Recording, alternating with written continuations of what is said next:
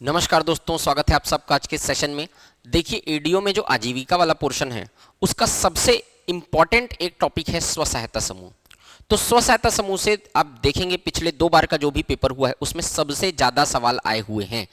तो मैं आपको आज की क्लास में स्व सहायता समूह से संबंधित एमसीक्यू करवाऊंगा और उस एमसीक्यू में एक एक पॉइंट को डिटेल में कवर करूंगा और उसके साथ साथ उसका एक्सप्लेनेशन भी बताऊंगा, जिससे आपका जो कंसेप्ट है वो उस स्व सहायता समूह को लेके वो न सिर्फ एमसीक्यू के मामले में बल्कि थ्योरी भी आपका जो है वो क्लियर हो आपका। तो वीडियो को एंड तक देखिएगा, बहुत इंपॉर्टेंट एमसीक्यू हम लोग सब करने वाले हैं और ये वाले टॉपिक से सबसे ज़्यादा सवाल जो है वो पेपर में बनते हैं।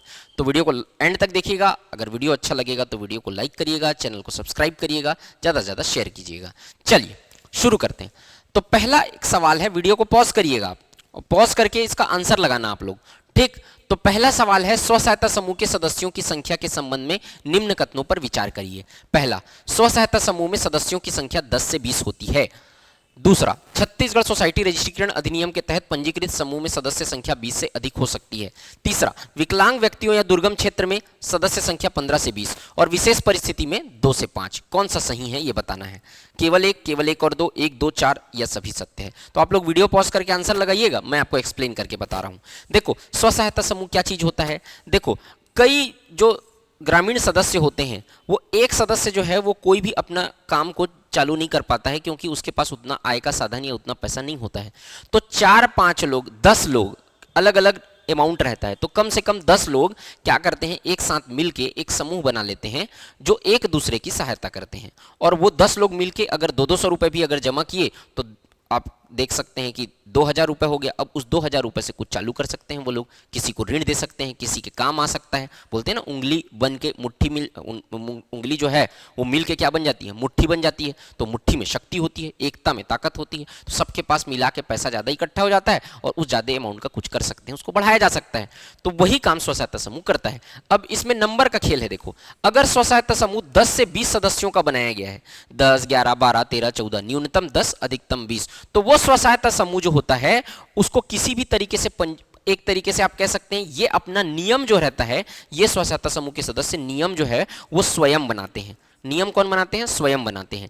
जबकि अगर स्व सहायता समूह के सदस्य की संख्या 20 से अधिक हुई तो नियम छत्तीसगढ़ सोसाइटी रजिस्ट्रीकरण अधिनियम के तहत उसको पंजीकृत कराना पड़ता है समूह को। और नियम जो रहता है छत्तीसगढ़ सोसाइटी रजिस्ट्रीकरण अधिनियम में जो नियम है उसके आधार पर वो स्व सहायता समूह जो है वो अपना काम चलाता है। समझ में आया? तो ये 20 से अधिक वाला, तो पहला ऑप्शन तो सही हो जाएगा। सदस्य संख्या कितनी होती है सामान्य परिस्थिति में? 10 से 20। छत्तीसगढ़ सोसाइटी रजिस्ट्रीकरण अधिनियम के तहत पंजीकृत समूह में मैंने क्या बताया, 20 से ज्यादा, तो 20 से ज्यादा है। तीसरा, विकलांग व्यक्ति है, विकलांग व्यक्तियों का स्व सहायता समूह है, दुर्गम क्षेत्र में स्व सहायता समूह है, जैसे कि पहाड़ी, मरुभूमि, बिखरी आबादी वाले क्षेत्र, तब ये 5 से 15 हो सकती है। ये गलत है, ये 5 से 20 होनी चाहिए, उसमें न्यूनतम 5, अधिकतम 20 भी हो सकती है, इसलिए ऑप्शन जो है वो तीसरा गलत हो जाएगा। और चौथा है, विशेष परिस्थिति में सदस्यों की संख्या 2 से 5, तो विशेष परिस्थिति में क्या होता है, 2 से 5 हो सकता है, तो ये सही है। तो केवल 1, 2 और 4 सही है, ऑप्शन 3 जो है वो गलत हो जाएगा। ठीक, तो इस तरीके से आपको बारीकी से क्वेश्चन को सॉल्व करना पड़ेगा क्योंकि भाई कूट वाले क्वेश्चन पेपर में बन रहे हैं, ठीक है। तो उसी तरीके से क्वेश्चन को मैं करवा रहा हूं।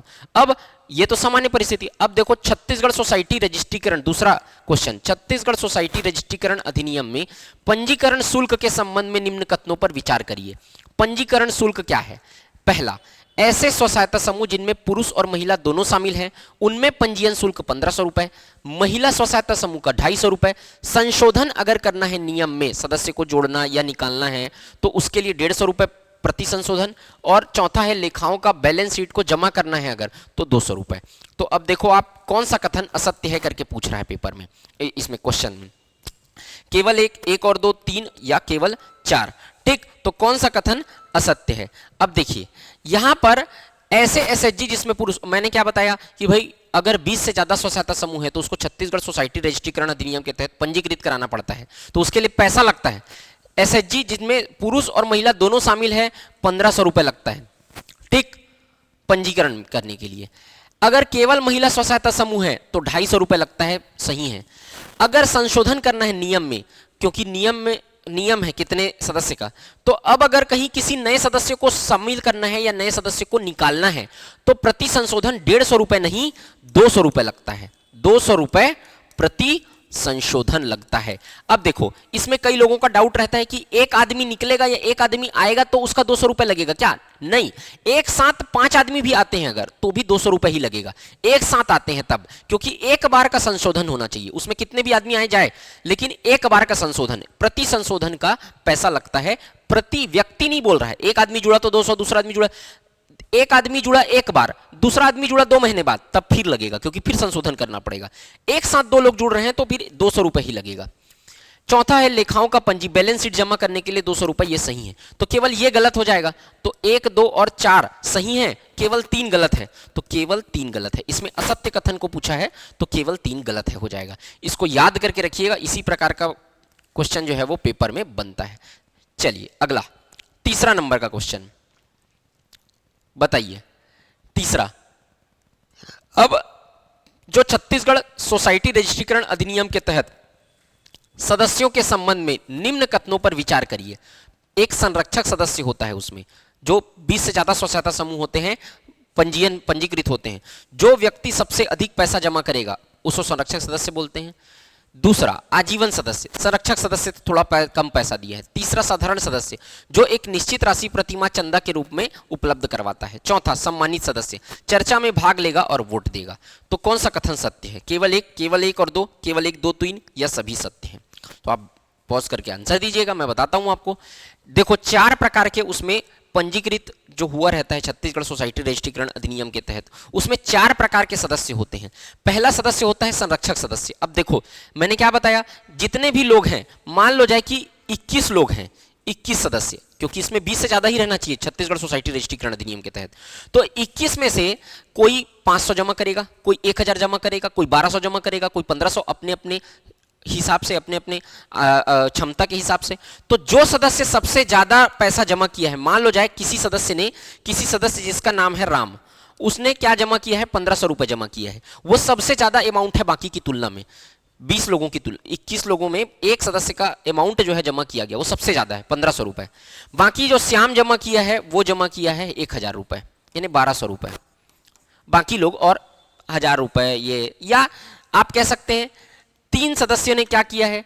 1500 रुपए जमा किया है। 2 सदस्यों ने 1200 रुपए जमा किया। इस तरीके से आप कह सकते हैं। तो जो सदस्य सबसे ज्यादा पैसा जमा करेगा वो सदस्य बन जाएगा संरक्षक सदस्य, कहेंगे उसको। वो संरक्षण करता है उस समूह का। तो जो सदस्य सबसे ज्यादा पैसा जमा किया है उसका संरक्षक सदस्य बन जाता है। जो सेकंड नंबर में सबसे ज्यादा पैसा जमा किया है, मतलब 1500 के बाद 1200, वो सदस्य बन जाएगा आजीवन सदस्य बन जाएगा। आजीवन सदस्य जो है, जो 1200 जमा किया है, जैसे श्याम ने कल के डेट में अगर ये 1200 जमा किया है, अब उसने क्या कर दिया? अपने अमाउंट को बढ़ा के 1600 कर दिया। मतलब अगर ये सदस्य ज्यादा पैसा जमा करता है इससे, तो फिर ये सदस्य श्याम जो है वो संरक्षक सदस्य बन जाएगा और राम आजीवन सदस्य बन जाएगा। ठीक, लेकिन अगर, और जैसे श्याम अगर 1200 जमा किया है, उसके बाद ये 1500 जमा कर देता है श्याम, तो फिर ये भी क्या बन जाएगा? संरक्षक सदस्य बन जाएगा। तो जो ज्यादा पैसा जमा करेगा वो संरक्षक सदस्य बन जाएगा, जो उससे कम पैसा जमा करेगा वो आजीवन सदस्य बन जाएगा। आगे चल के आजीवन सदस्य संरक्षक सदस्य बन सकता है, पैसा ज्यादा जमा करेगा संरक्षक सदस्य बन जाएगा। साधारण सदस्य होता है जो एक निश्चित राशि, अब कोई है बोला मैं एक साथ जमा नहीं कर सकता भैया, मैं 200 रुपए हर महीना जमा करूंगा, तो वो जो एक निश्चित राशि प्रति माह जमा चंदा के रूप में जमा करता है वो साधारण सदस्य कहलाता है। ठीक, ये भी सही है। इसके बाद एक सदस्य होता है सम्मानित सदस्य। सम्मानित सदस्य पैसा वैसा जमा नहीं करता, ये चर्चा में भाग लेता है, वो विशेषज्ञ होता है किसी विषय का, और वोट देगा। ये वोट नहीं देता, केवल चर्चा में भाग लेने का अधिकार इसके पास होता है और वो सदस्य कहलाता है सम्मानित सदस्य। तो चर्चा में भाग लेगा लेकिन वोट नहीं देगा वो। ठीक, इसलिए चौथा ऑप्शन क्या हो जाता है? गलत हो जाता है। तो कौन सा कथन सही है बोल रहा है? तो केवल 1, 2 और 3 कथन सही है। ठीक, अब अगर कोई लगातार 6 महीने तक, जैसे कि ये लगातार जब हर महीना प्रति माह जमा करना है तो उसको पैसा जमा नहीं किया वो, तो उसको सदस्य संघ से हटा दिया जाएगा। उसके बाद जब पैसा जमा करता है तो फिर से उसको सदस्य बना दिया जाता है। ये भी नियम है इसका। ठीक, तो समझ दो, ध्यान रखिएगा उसको। चलो अगला क्वेश्चन, 4th नंबर का क्वेश्चन। ठीक है, 3rd नंबर का क्वेश्चन हो गया। चलो 4th नंबर, स्व सहायता समूह चक्रीय निधि हेतु पात्र हो जाता है यदि, चक्रीय निधि के लिए कब पात्र होता है स्व सहायता समूह? पहला, स्व सहायता समूह द्वारा न्यूनतम 3 महीनों तक अपनी साप्ताहिक बैठकें नियमित रूप से पंचसूत्रों को अपनाते हुए संपन्न की जानी चाहिए। दूसरा, समूह की बैठकों में सदस्यों की उपस्थिति न्यूनतम 90% होनी चाहिए। तीसरा, स्व सहायता समूह के स्तर पर कुल ऋणों के मांग के अनुसार ऋण वापसी 90% होनी चाहिए। स्व सहायता समूह का गठन पूरी तरह गरीबों में भी गरीब तथा गरीब परिवारों के पुरुष और महिला सदस्यों द्वारा किया गया हो। कौन सा कथन सत्य है? केवल एक दो तीन या ऑल ऑफ द अबव है, डी नीचे लिखा हुआ है। चलिए अब देखो, पहला, न्यूनतम 3 महीनों तक अपनी साप्ताहिक बैठक नियमित रूप से पंचसूत्रों को अपनाते हुए संपन्न की जानी चाहिए। कोई भी स्व सहायता समूह एक चक्री निधि होता है, देखो रिवॉल्विंग फंड कहते हैं इसको। चक्री निधि क्या होता है? सरकार के द्वारा किसको दिया जाता है? स्व सहायता समूह को, सेल्फ हेल्प ग्रुप यानी एसएचजी को दिया जाता है। कितना हजार दिया जाता है? 15,000 रुपए दिया जाता है। ठीक है, एक मुश्त 15,000 रुपए। यह स्व सहायता समूह इसको किसको देता है? अपने सदस्य को देता है, सदस्यों को। ये सदस्य है, ये एक सदस्य है, ये एक सदस्य है, तो स्व सहायता समूह अपने सदस्यों को देता है। स्व सहायता समूह के सदस्य इसको किसको जमा करते हैं? ये अनुदान के रूप में होता है, अनुदान। ठीक है, अनुदान क्या होता है? देखो, सरकार एसएचजी को दिया, उससे वापस नहीं चाहिए सरकार को, लोन नहीं है, ये अनुदान है ना? मतलब 15,000 लो, अपने बांटो, इसको वापस नहीं करना है। समूह स्व सहायता समूह है, समूह अपने सदस्यों को देगा किसी निश्चित ब्याज दर पे। और कितना ब्याज दर होगा समूह के सदस्य आपस में मिलकर तय करेंगे।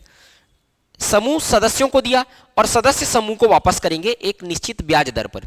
तो इसका पैसा जो 15,000 रुपए है वो क्या होता? बढ़ता जाएगा। एक व्यक्ति को 1,000 रुपए दिया, वो 1,000 रुपए उसको 1,200 रुपए करके वापस किया, तो बढ़ता गया ना, इसका जो फंड है एसएचजी का वो बढ़ता जाता है। तो इसी तरीके से चूंकि ये चक्री, देखो चक्र के क्रम में चल रहा है, तो चक्रीय निधि कहते हैं इसको, रिवॉल्विंग हो रहा है ना, इसलिए रिवॉल्विंग फंड कहते हैं इसको। तो ये कोई भी स्व सहायता समूह को सरकार 15,000 रुपए देगी, तभी देगी जब न्यूनतम 3 महीनों तक अपनी साप्ताहिक बैठक, हर सप्ताह स्व सहायता समूह को अपनी बैठक करनी होती है, कम से कम 3 माह तक हर सप्ताह समूह अपना बैठक किया हो, तब देगा सरकार 15,000, फ्री फंड में नहीं देगा। दूसरा, समूह की बैठकों में सदस्यों की उपस्थिति, हर सप्ताह जो समूह की बैठक हो रही है उसमें उपस्थित होते हो सब, मतलब डिसिप्लिन मेंटेन होते रहना चाहिए। तो 90% सदस्य उसमें उपस्थित होते हो, तब देगा। तीसरा, स्व सहायता समूह अब समूह को नोट करता है पूरा उपस्थिति को, सचिव जो रहता है वो, ठीक है, वो सबको अटेंडेंस होता है। समूह के स्तर पर कुल ऋणों के मांग के अनुसार ऋण वापसी न्यूनतम 90% होनी चाहिए। ऋण वापसी 90% का मतलब क्या होता है? स्व सहायता समूह अपने सदस्यों को ऋण देगा, अब इसको जब ऋण देगा तो 90% सदस्य जो हैं वो ऋण को वापस किए हों, रिकवरी हुआ हो, तब जो है वो सरकार इसको देगा। स्व सहायता समूह का गठन पूरी तरीके गरीबों में गरीब तथा गरीब परिवार के पुरुष और महिला सदस्यों द्वारा किया गया हो, यह कथन गलत है। पुरुष और महिला नहीं, चक्री निधि मिलता है केवल महिला सदस्यों द्वारा। अगर कहीं गठन किया गया है तो पुरुष और महिला सदस्य का जो रहता है उसको नहीं, केवल महिला सदस्यों द्वारा जो गठन किया गया है उसको मिलेगा। तो केवल 1, 2 और 3 सही है इसमें, इस वाले क्वेश्चन में। ठीक, चलो अगला क्वेश्चन, 5वां बताइए। 5वां क्वेश्चन है आपका, निम्न कथनों में कौन सा कथन स्व सहायता समूह के उद्देश्यों में शामिल नहीं है? ठीक, पहला, महिला सशक्तिकरण, गरीबी उन्मूलन, सरकार की विभिन्न योजनाओं को स्वीकृति देना, और डी, गरीबों को बैंकिंग अर्थात जमा एवं ऋण प्राप्ति की सुविधा उपलब्ध कराना। तो स्व सहायता समूह का उद्देश्य कौन सा नहीं है? महिला सशक्तिकरण तो है ही, महिला सशक्तिकरण सबसे बड़ा उद्देश्य है उसका। दूसरा, गरीबी उन्मूलन, ये भी है, गरीबी कम हो, लोगों के आय का साधन बढ़े। सरकार की विभिन्न योजनाओं को स्वीकृति देना इसका काम नहीं होता, वो सरकार का ही काम होता है। और गरीबों को बैंकिंग अर्थात जमा एवं ऋण प्राप्ति की सुविधा उपलब्ध कराना, ये सही है, क्योंकि स्व सहायता समूह का बैंक खाता होता है तो वो बैंक का संचालन करता है, बैंक लिंकेज कहते हैं उसको। समझ में आया? तो इसका उत्तर हो जाएगा ऑप्शन नंबर सी। ठीक, ये कौन सा कथन कौन सा उद्देश्य में शामिल नहीं है? तो सी जो है वो शामिल नहीं है। अब चलिए मैं आपको एक इन्फॉर्मेशन देना चाहता हूं छोटा सा। अब जो भी स्टूडेंट जो है वो एडीओ का बैच ज्वाइन करना चाहते हैं, उससे रिलेटेड है। एडीओ का बैच के बारे में बहुत सारे स्टूडेंट पूछ रहे थे। तो देखिए, हम लोग का जो बैच है वो अभी नवंबर लास्ट में खत्म हुआ है, नवंबर दिसंबर लास्ट पिछले साल। वो बैच अपडेटेड बैच है, उसमें केवल इकोनॉमिक सर्वे का डेटा पुराना है और नया इकोनॉमिक सर्वे आपको पढ़ना पड़ेगा जो 2024-25 आएगा इकोनॉमिक सर्वे। उस समय आपको उस बैच में डेटा जो है वो अपडेट करवाया जाएगा। ये विस्तार बैच है जिसमें सारे सब्जेक्ट शामिल होते हैं, इंडियन जीएस से लेके आजीविका ग्रामीण विकास सब, और एक त्रिकोण बैच है जिसमें केवल 3 सब्जेक्ट आजीविका ग्रामीण विकास और पंचायती राज शामिल है। तो ये वाला बैच आप ज्वाइन कर सकते हैं, इसमें 40% का डिस्काउंट दिया जा रहा है आपको। देखिए ये पुराना बैच मत मानना इसको, ये जस्ट अभी अभी मतलब ज़्यादा टाइम नहीं हुआ इसको खत्म हुआ, लेकिन ये पूरा जो योजना वगैरह है सब अपडेटेड है, उसके प्रावधान वगैरह, केवल और केवल डेटा पुराना है। वो डेटा आपको कुछ भी अलग से बैच परचेस नहीं करना पड़ेगा, आपको उसमें अपडेट करवाया जाएगा। इवन मैं आपको बता रहा हूं, अगर एक योजना भी एक्स्ट्रा पढ़ा है तो उसमें अपडेट करवाएंगे हम, इसमें कोई भी आपको अलग से और बैच बाद में नहीं परचेस करना पड़ेगा। तो 40% डिस्काउंट इसमें दे रहे हैं, इसका प्राइस था 2500, अब आपको ये 1500 रुपए में मिल जाएगा। और त्रिकोण बैच जो है उसका एक्चुअल प्राइस 1800 रुपए है, लेकिन 40% डिस्काउंट के बाद वो आपको 1080 रुपए में प्रोवाइड हो जाएगा। और फिर से मैं रिपीट कर रहा हूं, इसके साथ आपको पीडीएफ नोट्स पूरा अवेलेबल होगा जिसको आप प्रिंट आउट निकाल सकते हैं। और दूसरी एक चीज कि इसमें सारी चीजें आपको अपडेट करवाई जाएंगी, और नया बैच जो है वो बाद में स्टार्ट होगा फरवरी में। ठीक है, थोड़ा सा आ जाए ये आपका हमारा सिलेबस वगैरह, उसके बाद तो आप तब तक के लिए ये बैच ज्वाइन कर सकते हैं। ठीक, तो इसी ये इंफॉर्मेशन भी आपको मुझे देनी थी। ठीक, चलिए अगला 6 नंबर का क्वेश्चन है, स्व सहायता समूह के नियम से संबंध में कौन सा कथन सही है, कौन सा कथन असत्य है बोला है। नियम स्व सहायता समूह का, एक परिवार से एक ही सदस्य शामिल होता है स्व सहायता समूह में। बी, सदस्यों की आयु न्यूनतम 18 अधिकतम 60 वर्ष, सदस्यता शुल्क 10 रुपए न्यूनतम, समूह के सदस्य एक ही गांव के निवासी होंगे। तो कौन सा कथन गलत है बोल रहा है। तो देखिए, एक परिवार से केवल एक सदस्य शामिल हो सकता है, ये सही है। सदस्यों की आयु न्यूनतम 18 और अधिकतम 65 वर्ष हो सकती है। मेरी बात समझिएगा, ये कुछ नहीं बोल रहे हैं ना, इसका मतलब ये 10 से 20 वाला स्व सहायता समूह है। अगर ये 20 से ज्यादा समूह का बोलना रहेगा तो आपको लिख के सवाल में देगा छत्तीसगढ़ सोसाइटी रजिस्ट्रीकरण अधिनियम के तहत पंजीकृत स्व सहायता समूह के बारे में, तो उसका नियम अलग है। लेकिन इसमें क्या होता है, स्व सहायता समूह मैंने बताया ना 10 से 20 वाला अगर स्व सहायता समूह है तो अपना नियम स्वयं बनाते हैं, लेकिन एक बस लिमिट है, न्यूनतम आयु जो भी सदस्य बन रहा है उसका 18 और अधिकतम 65। इसके बीच में कुछ भी बना लो आप कोई स्व सहायता समूह बना सकते हैं कि मेरे स्व सहायता समूह जो है उसका न्यूनतम 20 और अधिकतम 30 होगा, कम से कम 20 वर्ष होना चाहिए जो उसको सदस्यता ग्रहण करनी है, और अधिकतम 30। कोई बोल सकता है 30 से 40, कुछ भी बना सकता है, लेकिन इस क्राइटेरिया को क्रॉस नहीं करना चाहिए, न्यूनतम 18 अधिकतम 65। सदस्यता तो ये गलत हो जाएगा, सदस्यता शुल्क 10 रुपए न्यूनतम होता है, और समूह के सदस्य एक गांव के निवासी हो, ये सही है, क्योंकि अगर अलग अलग गांव के समूह को मिला के अगर स्व सहायता समूह बनाओगे तो ऐसी वो लोग के पास पैसा नहीं होता है, आने जाने में पेट्रोल खर्चा लग जाएगा जितना पैसा जमा करेंगे। तो ये बी ऑप्शन इसमें सही हो जाएगा, क्योंकि कौन सा कथन असत्य है पूछ रहा है। ठीक, देखिए बहुत सारे कॉन्सेप्ट आपके क्लियर होंगे, मैं बहुत डिटेल में समझा रहा हूं आपको। चलिए, निम्न में से कौन सा कथन स्व सहायता समूह के 6 अन्य सूत्रों में सम्मिलित नहीं है। ठीक है, 6 अन्य सूत्र, एक तो पंचसूत्र सुने होंगे, टोटल 11 सूत्र होता है, पहले पंचसूत्र 5 है, फिर 6 सूत्र अन्य सूत्र है, स्वच्छ समूह, महिला समूह, नशा मुक्त समूह, स्वस्थ समूह। ठीक, तो स्वच्छ समूह, महिला समूह, नशा मुक्त समूह और स्वस्थ समूह, कौन सा सम्मिलित नहीं है। तो इसमें महिला समूह नाम का कोई समूह नहीं होता है। अन्य मतलब अन्य सूत्र में 6 अन्य सूत्रों को मैं आपको बताता हूं, पंचसूत्र और 6 अन्य सूत्र दोनों कवर कर लेते हैं अपन, क्या क्या होता है। चलिए देखो, यह है पंचसूत्र, नियमित साप्ताहिक बैठक, मतलब हर हफ्ता बैठक करना है। नियमित साप्ताहिक बचत, साप्ताहिक रूप से बचत करना है। नियमित आंतरिक लेन देन, मतलब स्व सहायता समूह अपने सदस्यों को ऋण देगा नियमित रूप से और वो लोग को वापस भी करेंगे। नियमित उधार वापसी वही। सही पुस्तक संधारण, मतलब पूरा लेखा जोखा पूरा रिकॉर्ड मेंटेन होना चाहिए। तो ये 5 सूत्र का पालन करते हैं ना कोई भी स्व सहायता समूह, तभी वो चक्री निधि बैंक से में खाता खुलवाने के लिए पात्र होता है। ठीक, अब नियमित पालन करने से कोई भी समूह चक्री निधि प्राप्त करने के लिए पात्र होता है। ये 5 सूत्र। अब अन्य 6 सूत्र जिसके बारे में पेपर में उसमें पूछा है क्वेश्चन में, देखो, स्वच्छ समूह, स्वच्छता को मेंटेन करके रखना है, सब लोग अपने हाथ पैर धोते हो ऐसा मतलब स्वच्छ रहें। सुशिक्षित, शिक्षित रहें। नशा मुक्त रहें, सिगरेट बीड़ी तंबाकू ये सब ना खाते हो। स्वस्थ समूह हो, सुपोषित समूह हो, कुपोषित ना हो, और समूह और ग्राम सभा में सहभागिता रखते हो। ये 6 अन्य सूत्र है, इनको पालन करना कंपलसरी नहीं होता है, जैसे मौलिक कर्तव्य होता है वैसा टाइप का है।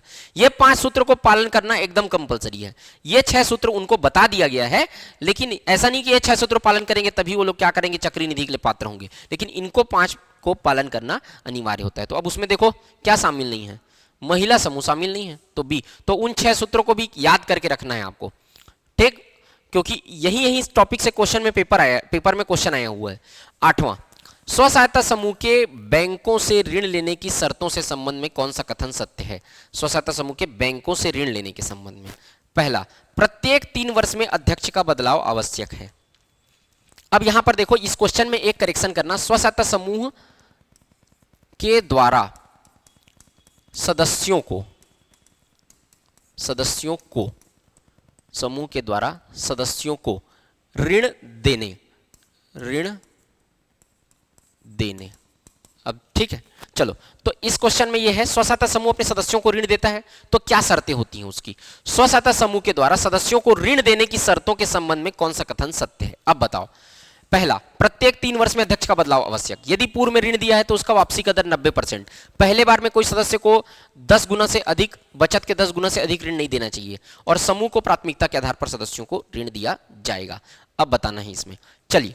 तो पहला है प्रत्येक 3 वर्ष में अध्यक्ष का बदलाव आवश्यक है, तो इस तरीके का कोई प्रावधान उसमें नहीं होता है। समूह जो है वो ऋण देता है, वो इस तरीके का कोई प्रावधान नहीं होता है। यदि पूर्व में ऋण लिया है तो उसके वापसी की दर 90% हो, ये सही है।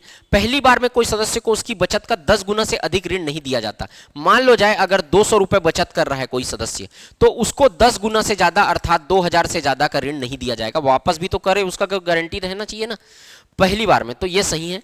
समूह को प्राथमिकता के आधार पर सदस्यों को ऋण दिया जाता है, मतलब एक के घर में अगर कहीं बकरी चोरी हो गया है और एक के घर में अगर कहीं उसका हार्ट अटैक आ गया है, तो हार्ट अटैक वाले को ऋण देना ज़्यादा जरूरी है। समझ में आ रहा है? मतलब तबीयत खराब हो गया अगर, तो तबीयत खराब वाला मर जाएगा, बकरी चोरी हो गया थोड़ी मर जाएगा। तो इस तरीके से प्राथमिकता तय किया जाता है किसको ज़्यादा जरूरी है, ठीक। तो 1, 2, 3 और 4, तो केवल 2, 3 और 4 सत्य हैं, पहला वाला गलत है, ठीक। अब इसका और क्या क्या है ये भी मैं आपको समझा देता हूं कि और क्या क्या क्लॉज रहते हैं सदस्यों को ऋण देने के लिए, है ना। देखो, ये देखिए,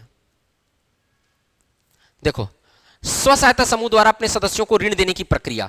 तो पहला क्या है, सदस्य समूह की बैठक में ही ऋण की मांग करेगा। जब भी बैठक होता है साप्ताहिक बैठक, उस बैठक में समूह का सदस्य जो है वो सबके सामने ऋण की मांग करेगा कि मुझे जरूरत है। दूसरा, समूह के बैठक में यह चर्चा हो कि वह सदस्य ऋण देने के योग्य है या नहीं। समूह के सब सदस्य जो है मिल के तय करते हैं कि भाई इसको ऋण देना चाहिए कि नहीं देना चाहिए। अब देखो क्या क्या शर्तें होती हैं। पहला, सदस्य की उपस्थिति कम से कम 90% हो, उसमें था। सदस्य द्वारा की गई बचत 100% हो, बचत किया गया हो। यदि पूर्व में ऋण लिया है तो उसके वापसी की दर 90% हो, मतलब जितने बार ऋण लिया है उसमें 90% टाइम में मतलब वापसी रिकवर हुआ हो, उसका पैसा वापस हुआ हो, उतना पैसा। प्रथम बार में कोई सदस्य को उसकी बचत का 10 गुना से अधिक ऋण नहीं दिया जाना चाहिए, अभी मैंने बताया आपको। समूह को प्राथमिकता के आधार पर सदस्यों को ऋण दिया जाना चाहिए, जिसको ज्यादा जरूरत है उसको ज्यादा ऋण दिया जाना चाहिए, पहले ऋण दिया जाना चाहिए। सभी प्रकार के ऋण के लिए एक समान ब्याज दर होनी चाहिए। ब्याज दर को समूह के सदस्य आपस में आपसी सहमति से तय करते हैं। यदि ब्याज दर अलग है तो वह सर्वसम्मति से निर्णय लिया जाना चाहिए कि किस चीज के लिए कितना ब्याज दर पे ऋण देना है, ठीक। ऋण की रकम के हिसाब से ऋण वापसी की किस्तों का निर्धारण सर्वसम्मति से किया जाएगा। जितना रकम आप दोगे वो कितना अमाउंट में वो इंसान वापस कर सकता है उससे भी पूछा जाएगा, और सब सदस्य मिलकर आपस में निर्णय करते हैं कि भैया इतना पैसा दिया जा रहा है, तुम इतने महीनों में इतने किस्त में उसको इतने सप्ताह में वापस करोगे। ऐसा ये सब होता है। कुछ भी क्लॉज आपको पेपर में पूछा जा सकता है, इसलिए मैं आपको सबको बता दिया यहां पे, ठीक। चलो अगला क्वेश्चन, 9वां, स्व सहायता समूह के संबंध में निम्नलिखित से कौन सा कथन असत्य है? ये बहुत बड़ा इसका कॉन्सेप्ट है। देखो, एक संकुल स्त्री संगठन में न्यूनतम 10 ग्राम संगठन हो सकते हैं। बी, एक ग्राम संगठन में 5 से 25 स्व सहायता समूह हो सकते हैं। एक ब्लॉक में 5 संकुल स्त्री संगठन होते हैं, और ग्राम संगठन की आम सभा में ग्राम संगठन के भीतर आने वाले स्व सहायता समूह के सभी सदस्य शामिल होते हैं। तो देखो, ये वाले क्वेश्चन को समझाने से पहले मैं आपको एक कॉन्सेप्ट पूरा डिटेल में इस क्वेश्चन का समझा देता हूं, उसके बाद इस क्वेश्चन में आऊंगा, आपको पूरा चीजें समझ में आ जाएंगी, ठीक है। चलो, अब यहां पे ये देखिएगा, देखिए यहां पे आप देखिए क्या होता है कि अलग अलग लेयर्स होते हैं, ठीक, देखो सबसे ऊपर होता है जिला स्तरीय संगठन यानी जिसको बोलते हैं डिस्ट्रिक्ट लेवल फेडरेशन, उसके नीचे आता है ब्लॉक लेवल फेडरेशन यानी BLF, उसके नीचे आता है क्लस्टर लेवल फेडरेशन यानी CLF, और उसके नीचे आता है विलेज ऑर्गेनाइजेशन यानी VO जिसको बोलते हैं, ठीक, और उसके नीचे सदस्य। तो देखो क्या होता है, ये स्व सहायता समूह है, अलग अलग जो बना हुआ है ना यहाँ पे, ये एक स्व सहायता समूह है। मान लो जाए इसमें कि 5-10 सदस्य हैं, ठीक, ऐसे ऐसे 10 स्व सहायता समूह हैं, इसमें सदस्य हैं, ये सब मुंडी दिख रहा है वो सब सदस्य हैं, सदस्य का एक एक मुंडी, ये अध्यक्ष है, ये 10 लोगों का समूह है ना, तो ये 11 लोगों का टोटल समूह। अब देखिए, अब 10 लोगों का समूह है, मतलब 10 लोगों का क्या है, समूह है, ऐसे 10 स्व सहायता समूह है। अब ये जो ग्राम संगठन होता है, ग्राम संगठन में कितने स्व सहायता समूह शामिल होते हैं, तो न्यूनतम 5 और अधिकतम 25, कम से कम न्यूनतम जो है वो 5 स्व सहायता समूह होनी चाहिए। एक ग्राम संगठन तब बनेगा जब उसके नीचे 5 स्व सहायता समूह कम से कम और अधिकतम 25 स्व सहायता समूह शामिल रहेंगे। मैं मान के चल रहा हूं ये ग्राम संगठन 10 स्व सहायता समूह से मिलकर बना है, ठीक है, समझ में आ गया। अब देखो यहां पर, अब ग्राम संगठन में क्या क्या होगा, एक होगा आम सभा, एक होगी कार्यकारिणी सभा। आम सभा जो होगी ग्राम संगठन की, उसमें उसका निर्माण ये सभी सदस्य मिलकर करेंगे। मतलब मैं क्या बोल रहा हूं आपको, अगर मैं बोल रहा हूं कि 10 का ग्रुप है ना, 10-10 करके 10 सदस्य हैं, 10-10 अध्यक्ष मिला के 10-10, तो 10 हैं तो 100 लोग इसमें शामिल होंगे। सब सदस्य ग्राम संगठन के भीतर आने वाले स्व सहायता समूह के सभी सदस्य, अध्यक्ष और सदस्य, ग्राम संगठन के आम सभा के सदस्य कहलाते हैं। ग्राम संगठन का निर्माण करने वाले जी के सभी सदस्य। अब इसी में एक कार्यकारिणी सभा होती है, इसके केवल अध्यक्ष कार्यकारिणी सभा का सदस्य होते हैं। आम सभा के सदस्य कौन होंगे, सभी सदस्य, अध्यक्ष और सदस्य दोनों, मतलब 100 लोग। लेकिन कार्यकारिणी सभा का सदस्य कौन होगा, ग्राम संगठन का निर्माण करने वाले स्व सहायता समूह के सभी अध्यक्ष, मतलब केवल 10, क्योंकि 10 स्व सहायता समूह है तो 10 अध्यक्ष हैं, तो 10 लोग यहां पर आएंगे, जबकि यहां 100 लोग। अब ये कार्यकारिणी सभा के जो सदस्य होते हैं, मतलब 10 लोग हैं, क्योंकि इसमें 10 स्व सहायता समूह है, तो 10 लोग अपने बीच से एक अध्यक्ष का चुनाव करते हैं, जो कहलाएगा ग्राम संगठन का अध्यक्ष या पदाधिकारी, ठीक है। तो ये हो गया। अब इसी तरीके से इसके ऊपर रहता है संकुल स्तरीय संगठन। तो संकुल स्तरीय संगठन में कम से कम ऐसी 10 विलेज ऑर्गेनाइजेशन मिलके, कम से कम 10 ग्राम संगठन मिलके एक संकुल स्तरीय संगठन का निर्माण करते हैं। अब इसकी भी एक क्या होगी, आम सभा होगी और एक कार्यकारिणी सभा होगी। तो इसकी आम सभा में ये जो विलेज और ग्राम संगठन है, ग्राम संगठन की कार्यकारिणी सभा के सभी सदस्य। अब कार्यकारिणी सभा में कौन है, अध्यक्ष शामिल है ग्राम संगठन के, इसमें कार्यकारिणी सभा में अध्यक्ष शामिल हैं। तो अध्यक्ष मतलब इसमें 10 लोग हैं अगर, तो इस 10 लोगों में एक तो क्या बन गया, पदाधिकारी, और बाकी 9 लोग क्या बन गए, सदस्य।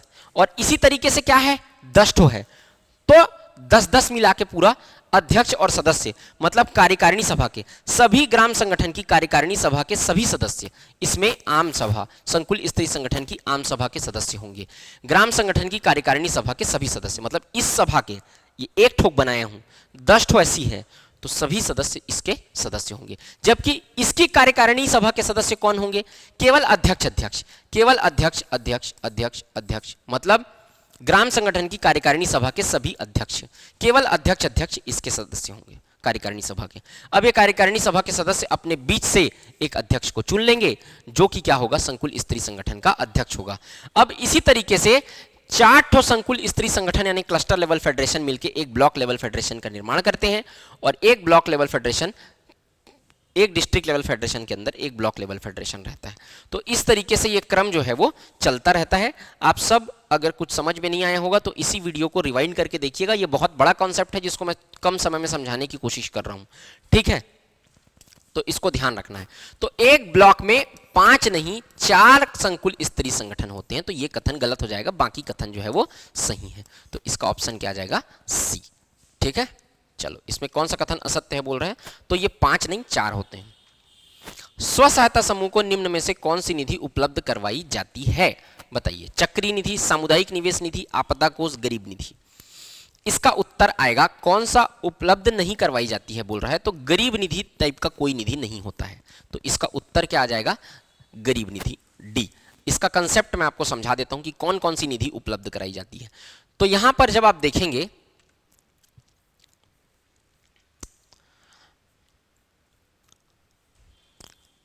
क्या क्या निधि? तो एक प्रकार की निधि है चक्रीय निधि। मैंने आपको अभी चक्रीय निधि के बारे में सब कुछ बता दिया है। चक्रीय निधि प्रोवाइड कराई जाती है 15,000 रुपए, ये एडीओ का ही क्वेश्चन है, 15,000 रुपए चक्रीय निधि।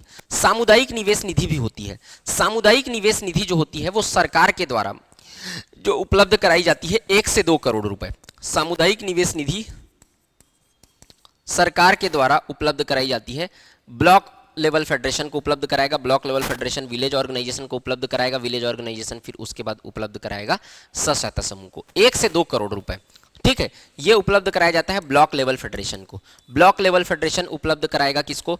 विलेज ऑर्गेनाइजेशन को। और विलेज ऑर्गेनाइजेशन जो है क्लस्टर लेवल फेडरेशन को उपलब्ध कराया जाता है।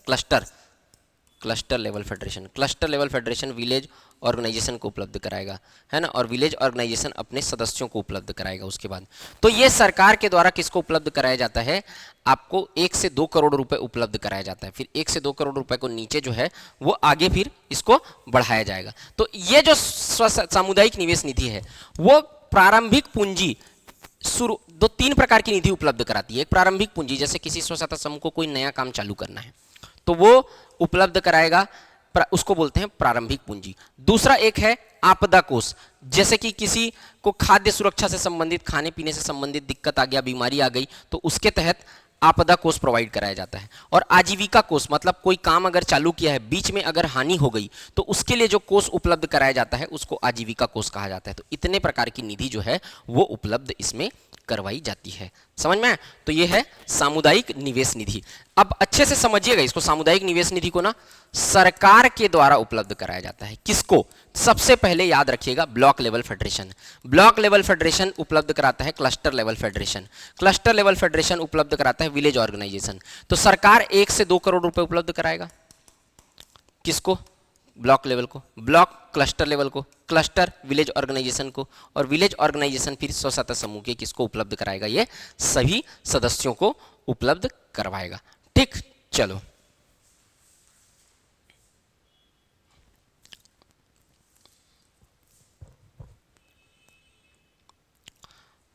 चलो 11वां, सामुदायिक निवेश निधि के तहत संकुल को कितनी राशि स्वीकृत की जाती है? तो सामुदायिक निवेश निधि के तहत 50 लाख, 1 से 2 करोड़, 3 से 4 करोड़, 80 लाख, तो 1 से 2 करोड़ रुपए उपलब्ध कराया जाता है। ये मैंने आपको भी बताया। ठीक, 12वां, स्व सहायता समूह के पदाधिकारी नहीं है। कौन नहीं है? अध्यक्ष, कोषाध्यक्ष, उपाध्यक्ष, सचिव। तो स्व सहायता समूह के पदाधिकारी, देखो स्व सहायता समूह में एक अध्यक्ष होता है, एक कोषाध्यक्ष होता है और एक सचिव होता है। उपाध्यक्ष नाम का कोई पद नहीं होता। अध्यक्ष, कोषाध्यक्ष, सचिव। और अगर आपको पूछेगा कि खाते से पैसा निकालने के लिए किसका सिग्नेचर चाहिए, तो किसी दो का, अध्यक्ष या कोषाध्यक्ष का, या अध्यक्ष या सचिव का। अध्यक्ष नहीं है तो कोषाध्यक्ष और सचिव का, लेकिन कम से कम 2 लोगों का दस्तखत वहां पे होना चाहिए, तभी पैसा जो है वो बैंक से निकलता है। 13वां क्वेश्चन, स्व सहायता समूह के पदाधिकारियों के कार्य नहीं है बैठक बुलाना, अध्यक्षता करना, मत बराबर होने की स्थिति में निर्णायक मत देना, बैठक की कार्यवाही को ईडीओ को प्रेषित करना, या समूह के पैसे का हिसाब किताब रखना। अब बताइए कौन सा काम उसका नहीं है? तो बैठक बुलाना और अध्यक्षता करना ये काम होता है अध्यक्ष का। मत बराबर होने की स्थिति में निर्णायक मत देना काम होता है अध्यक्ष का। ये भी सही है। कौन सा नहीं है बोल रहा है? बैठक की कार्यवाही को ईडीओ को प्रेषित करना ये काम नहीं होता है पदाधिकारी का काम। समूह के पैसे का हिसाब किताब रखना, स्व सहायता समूह के पदाधिकारियों का कार्य, समूह के पैसे का हिसाब किताब रखना कोषाध्यक्ष का काम रहता है। ये ठीक, चलो तो उत्तर आ जाएगा इसका सी। 14, स्व सहायता समूह के नियमावली में संशोधन के लिए कितने सदस्यों के बहुमत की आवश्यकता होती है? कोई भी नियम में अगर स्व सहायता समूह के संशोधन करना है, ठीक है, अब यहां पर सोसाइटी रजिस्ट्रीकरण अधिनियम के तहत नहीं, सामान्य नियमावली में अगर संशोधन करना है तो या तो सर्वसम्मति से होता है कि सब लोग एक साथ बोल दें तब होगा, या तो कम से कम 2/3 सदस्य जो हैं वो अगर संशोधन करना चाहते हैं तो 2/3 सदस्यों की सहमति से संशोधन नियम में हो जाता है। बी आएगा इसका उत्तर। 15, ये वाला क्वेश्चन क्या है? ग्राम एवं संकुल स्त्री संगठन की उप समिति में शामिल नहीं है। उप समिति होती है, उसमें क्या शामिल नहीं है? बैंक लिंकेज, आजीविका समिति, सामाजिक कार्य समिति या महिला समिति। तो इसमें कौन शामिल नहीं है? तो बैंक लिंकेज समिति होता है, आजीविका समिति, सामाजिक कार्य समिति, ये महिला समिति शामिल नहीं होता। तो इसका उत्तर क्या आ जाएगा? डी, महिला समिति। ठीक है, तो आज की क्लास में कुछ 15 क्वेश्चन मैंने करवाए हुए हैं जो बहुत इंपॉर्टेंट है, उसका कंसेप्ट भी मैंने आपको समझाया हुआ है। अगर कोई भी दिक्कत होगा तो आप डाउट पूछ सकते हैं कमेंट सेक्शन में। अगर क्वेश्चन अच्छा लगा तो वीडियो कैसा लगा ये जरूर बताइएगा। जो भी बैच ज्वाइन करना चाहते हैं वो बैच भी ज्वाइन कर सकते हैं, ठीक है। तो फिर से मैं हाजिर होऊंगा किसी MCQ क्लास के साथ या किसी थ्योरी क्लास के साथ। तब तक के लिए आप सभी को ढेर सारी शुभकामनाएं। जय हिंद, वंदे मातरम।